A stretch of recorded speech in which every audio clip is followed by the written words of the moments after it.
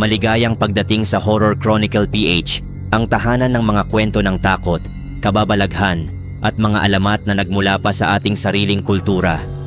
Ako si Mr. C, ang inyong gabay sa dilim, magdadala ng mga nakakakilabot na kwento mula sa pinakamadilim na sulok ng Pilipinas. Handa ka na bang marinig ang mga kwento ng aswang, multo, at mga nilalang ng gabi? Mula sa mga sinaunang alamat hanggang sa mga hindi maipaliwanag na pangyayari, dito sa Horror Chronicle PH, ang bawat kwento ay puno ng misteryo at takot.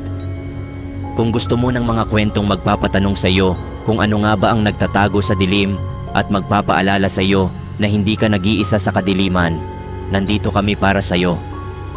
Mag-subscribe, sundan, at handa ka na ba sa takot na hatid ng Horror Chronicle PH? Kung oo, samahan mo kami sa bawat paglakbay sa dilim. Huwag kalimutang i-click ang notification bell kung handa kang marinig ang bawat bulong ng gabi.